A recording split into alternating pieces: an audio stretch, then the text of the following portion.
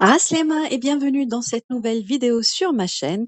Aujourd'hui, on va parler d'une tradition qui me tient à cœur. Chaque début d'année, j'ai une petite main qui m'aide à choisir mes lectures. C'est ma fille. C'est elle qui fait un tirage au sort parmi tous les titres de ma bibliothèque pour déterminer mes lectures de l'année. Bien sûr, je ne vais pas seulement lire les 12 romans que je vais vous présenter aujourd'hui. J'en lirai d'autres sur ma liseuse ou sur mon téléphone, mais ceux-là, je les choisirai selon l'envie du moment.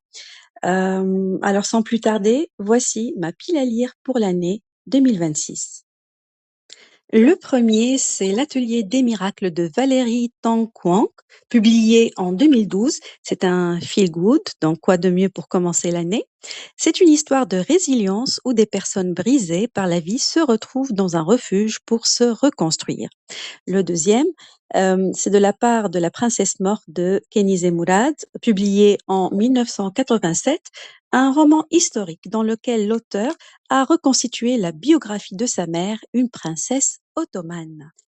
Le troisième sera La nuit des temps de Barjavel, un classique de la SF française publié en 1968, où les membres d'une expédition polaire vont faire une découverte mystérieuse sous la glace. Alors, qu'ont-ils découvert? Et un autre classique, c'est Le journal d'Anne Frank, paru en 1947. C'est le témoignage d'une jeune fille juive allemande cachée pendant la Seconde Guerre mondiale, et il a été composé à partir de son journal intime qu'elle a tenu.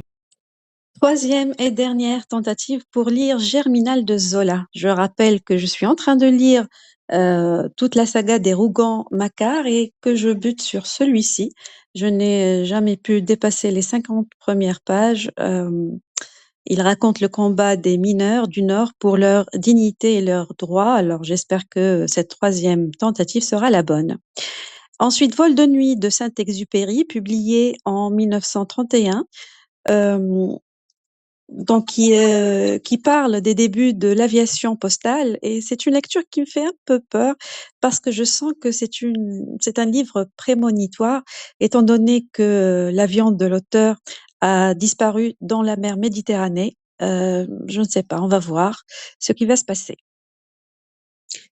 Le septième roman sera Le nom de la rose d'Umberto Eco, un policier médiéval où l'on suit l'enquête de Guillaume de Baskerville sur le meurtre d'un moine dans l'enceinte d'une abbaye.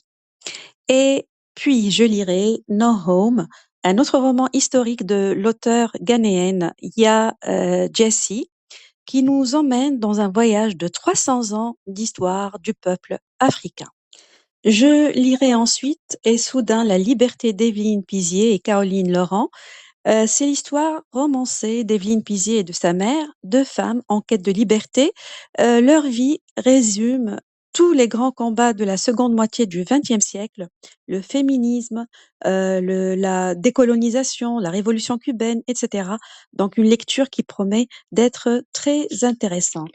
Le dixième sera L'extraordinaire histoire de Fatima Mansour, un roman de Joanne et Jerry Diansky, publié en 2008.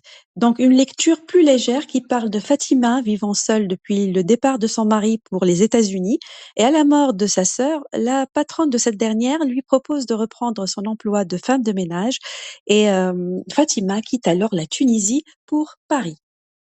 Ma 11e lecture sera celle d'un auteur qui fait partie de mes auteurs préférés. C'est Philippe Claudel et il s'agit du rapport Brodeck. Je m'attends à une interrogation profonde sur l'âme humaine, comme d'habitude, comme ça a été le cas pour La petite fille de Monsieur Lin ou Les âmes grises, donc deux romans que j'ai adorés. Et enfin, ma dernière lecture sera L'arbre d'amour et de sagesse d'Henri Gougaud. Il s'agit d'un recueil de contes dénichés aux quatre coins du monde. Voilà, vous connaissez maintenant les 12 livres qui vont m'accompagner tout au long de cette année. Alors dites-moi lequel de ces titres vous intrigue le plus, ou si vous avez déjà lu certains, dites-moi par lequel je devrais commencer. Alors, je vous dis à très bientôt. Salut!